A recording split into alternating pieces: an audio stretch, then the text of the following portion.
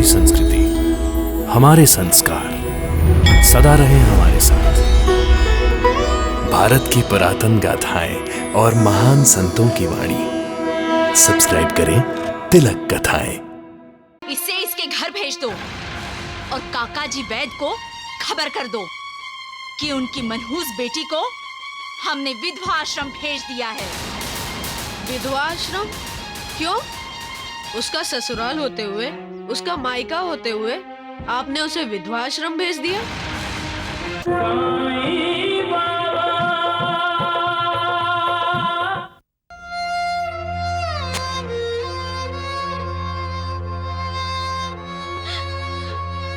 पिताजी, आपकी बेटी विधवा हो गई। पिताजी, आपकी बेटी विधवा हो गई। काका जी, आरती शुरू कीजिए ना।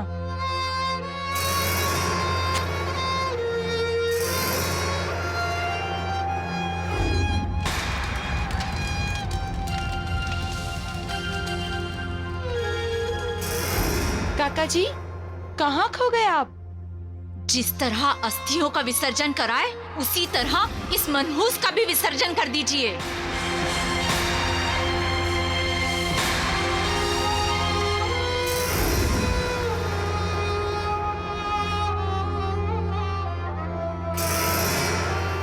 काका जी, क्या बात है?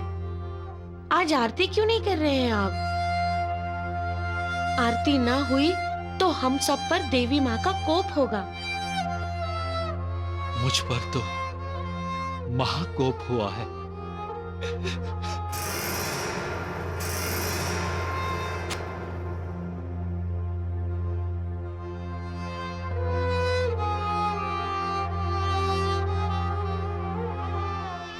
जय दुर्गा, जय माता, जय दुर्गा, जय दुर्गा, जय माता, जय माता, जय दुर्गा, जय दुर्गा, जय माता, जय माता, जय सिंह वाहिनी, जय असुर नाशिनी, सिंह वाहिनी, असुर नाशिनी, शैल सुजाता, जय दुर्गा, जय दुर्गा, जय माता, जय माता, जय दुर्गा, जय दुर्गा, जय माता, जय माता।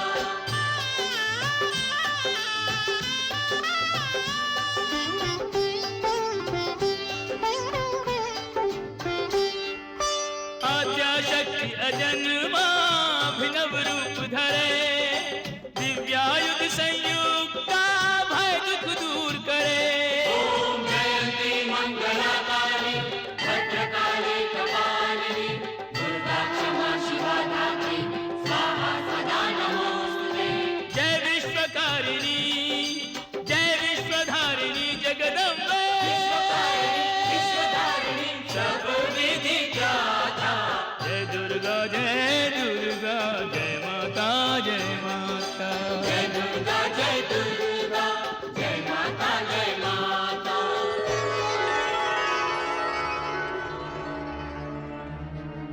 माँ, माँ,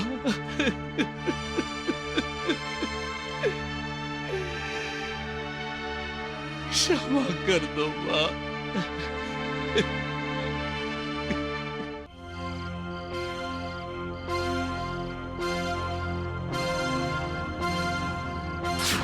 गुणप्पा, जी माँ जी।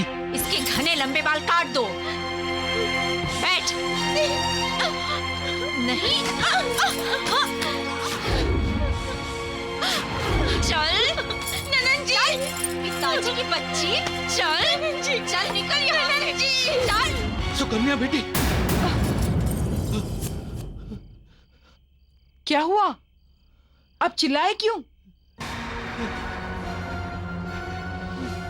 आप हमें सोने देंगे या नहीं? बंद कीजिए ये रोना धोना।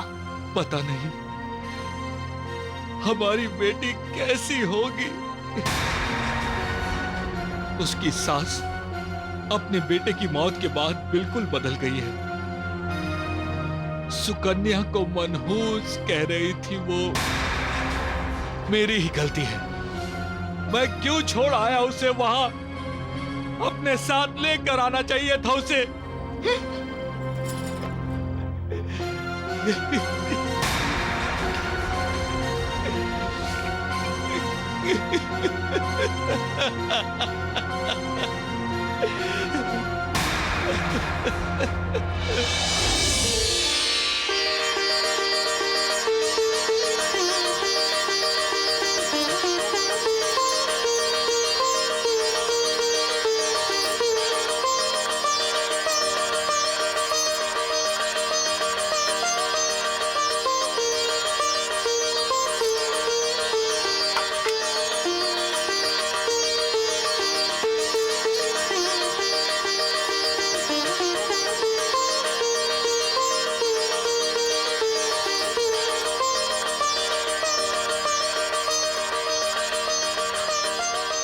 माँ, पिताजी, अब मुझे क्या करना होगा? तुम्हें अब अपनी दीदी की रक्षा करनी होगी। वो मालिक कभी भी अपनी संतान को बेबस, लाचार देखना नहीं चाहता। अगर उसके लिए दुनिया के सारे दरवाजे बंद हो जाते हैं तो एक नया दरवाजा खोलकर इंसान को आशा की नई किरण दिखा देता है। जब इंसान नाउम्मीद होता है तब वो अपने खेल से उसके दिल में नई उम्मीद जगा देता है। जब इंसान को लगता है कि उसका कोई नहीं है तब मालिक इंसान को जगाता है कि इंसान अकेला नहीं है, मालिक उसके साथ है। वो अपाहिजों की लाठी बन जाता है, बेसहारों का सहारा बन जाता है, अंधों की आंखें बन जाता है और निर्धनों के लिए लक्ष्मी बन जाता है। वो द्रौपदी के लिए श्री कृष्ण बनता है, प्रहलाद के लिए नरसिंह हो जाता है। उसकी लीला अगाध है। मालिक नारियल की तरह है, बाहर से कठोर, अंदर से कोमल। जब उसका कोई भक्त संकट में होता है तब वो अलग अलग रूपों में उसकी सहायता करने पहुंच जाता है। कभी वो पति बनकर, कभी पिता, कभी मित्र, तो कभी माता, कभी साईं, तो कभी भैया। माँ जी, नमस्ते। तुम कौन हो बेटे? आपने मुझे पहचाना नहीं माँ जी? नहीं। मैंने पहचान लिया। तुम गोपी हो ना? माँ, ये सुकन्या भाभी का छोटा भाई गोपी है। मैं दीदी से मिलने आया हूँ। कहाँ है मेरी दीदी? तुम अकेले आए हो? हाँ, मैं न पिताजी को बता कर आया हूँ न माँ को। कहाँ है दीदी? दीदी, दीदी। अशोक, इसे मेरी नजरों के सामने से तुरंत दूर करो। मैं नहीं जाऊंगा। मैं दीदी की रक्षा करने आया हूँ। दीदी को अपने साथ घर ले जाने आया हूँ। दीदी हर रक्षाबंधन पे मुझे राखी बांधती है। मैं दीदी को लेकर ही जाऊंगा, मुझे राखी की कसम। अशोक, इसे इसके घर भेज दो और काका जी वैद को खबर कर दो कि उनकी मनहूस बेटी को हमने विधवा आश्रम भेज दिया है। विधवा आश्रम? क्यों? उसका ससुराल होते हुए, उसका मायका होते हुए आपने उसे विधवा आश्रम भेज दिया?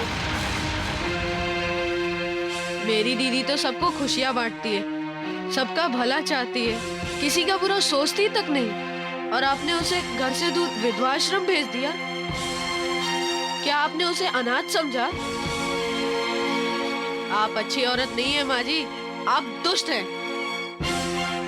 अगर आपकी इस बेटी के साथ वही होता जो मेरी दीदी के साथ हुआ तो क्या आप इसे भी विधवा आश्रम छोड़ाती?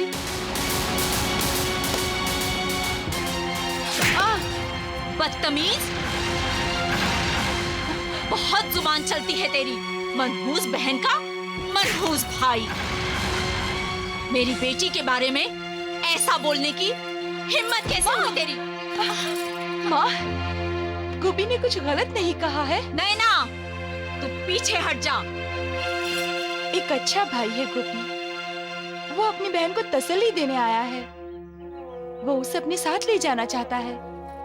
गोपी, तुम्हारे जैसा भाई अगर हर बहन को मिले तो दुनिया में कोई भी बहन कभी दुखी नहीं होगी। तुम्हें इससे हमदर्दी दिखाने की कोई जरूरत नहीं है। गलती हमारी है माँ, भाभी की नहीं। भाभी मनुष्य नहीं है, हम सब मनुष्य हैं उनके लिए। तुम्हारा दिमाग तो ठिकाने पर है। माँ, भैया और भाभी की शादी से पहले भैया को तकलीफ हुई थी, लेकिन हमने उनका इलाज नहीं करवाया। किसी वैद्य, किसी डॉक्टर, किसी हकीम को नहीं दिखाया उन्हें। भैया के मर जाने के बाद हमने भाभी को मनहूस मान लिया। माँ, अपराधी हम हैं और सजा हम निरपराध भाभी को दे रहे हैं। माँ, पिताजी, मैं गोपी को लेकर आश्रम में जा रही हूँ। मुझे कुछ पैसे चाहिए। मैं वहीं से गोपी और भाभी को टांगे में बिठाकर घर भेज दूंगी। हाँ।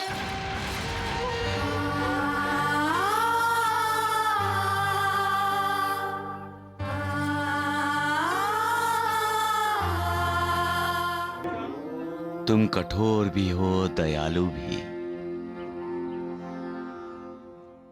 इंसान को अपने कर्मों के भोग तो भोगने ही पड़ते हैं, लेकिन तुम अपनी रहमत से उन्हें प्यार देकर उनके भोगों की पीड़ा को कम कर देते हो। इंसान इंसान को ठुकराता है, तुम इंसान को कभी नहीं ठुकराते। तुम क्रोध भी करते हो तो उस क्रोध में भी छुपा हुआ प्यार होता है, इसलिए तो इंसान के घाव पर मरहम लगाते हो। इसलिए तो इंसान की रक्षा के लिए तुम किसी न किसी रूप में दौड़े चले आते हो। प्यार के सागर हो, इंसान पर अपनी कृपा की वर्षा करते रहना मालिक, करते रहना, करते रहना।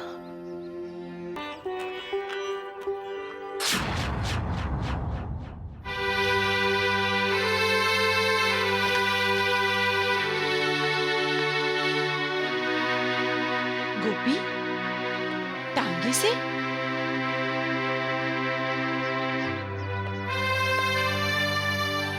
कहाँ गया था तू? गोपी, तुम्हारी माँ ने तुमसे कुछ पूछा है।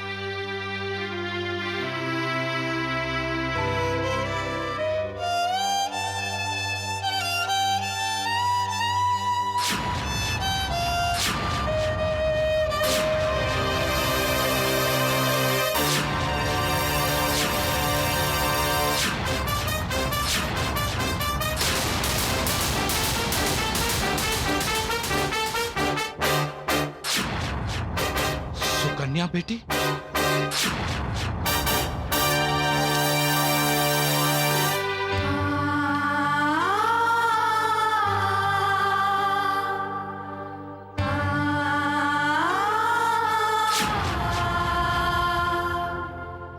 तेरी क्या हालत हो गई है बेटी? मैं तेरा गुनहगार हूं, मुझे माफ कर दे बेटी, मुझे माफ कर दे। दीदी, अब तुम अपने घर में हो, विधवा आश्रम में नहीं। क्या? विधवा आश्रम? हाँ माँ, दीदी के ससुराल वालों ने दीदी को विधवा आश्रम भेज दिया था।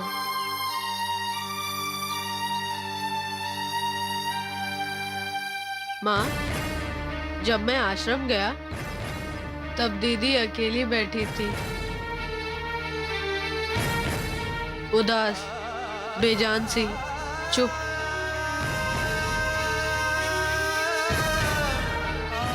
जब देखती थी तो ऐसा लगता था कहीं आर पार देख रही है।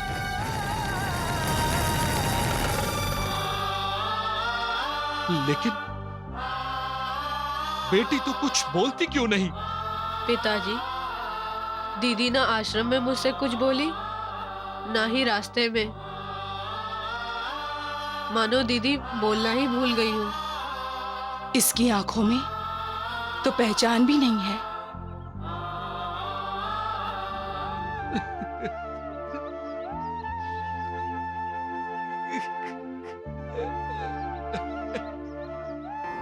लोग बेटी को पराया धन कहते हैं। क्यों? बेटी तो अपनी होती है। उसके दिल की धड़कन और उसके माँ बाप के दिल की धड़कनों से अलग होती है क्या? तो फिर वो पराई कैसे हुई? जिसे तुमने जन्म दिया वो पराई हो गई। जन्म देने के बाद तुम उस पर संस्कार करते हो, उसे शिक्षा देते हो, खुद तकलीफ सहकर उसका पालन पोषण करते हो, और वो पराई हो गई।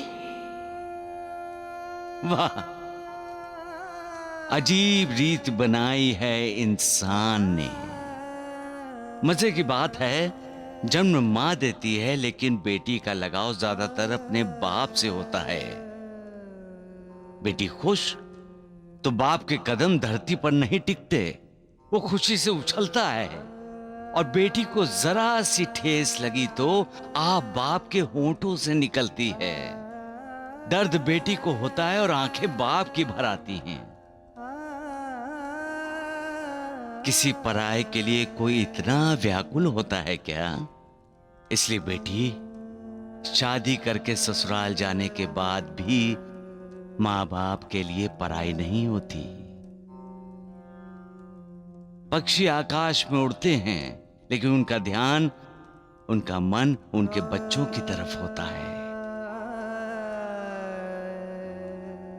वही हालत बेटी के माँ बाप की होती है।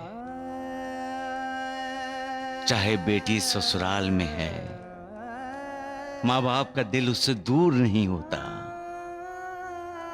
मायके में जो सुख माँ बाप अपनी बेटी को देते हैं, आशा करते हैं ससुराल में बेटी को उससे ज्यादा सुख मिले।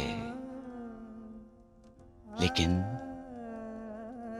जब बेटी को उसकी ससुराल में सुख नहीं मिलता, जब बेटी ससुराल में दुखी होती है, तो बाप बेचैन हो जाता है। उसकी परेशानियां बढ़ जाती हैं। वो पूरे यत्न करता है, पूरी कोशिश करता है, अपना सब कुछ लुटा देना चाहता है अपनी बेटी की खुशी के लिए, क्योंकि बेटी उसका अपना खून है। वो पराई नहीं है।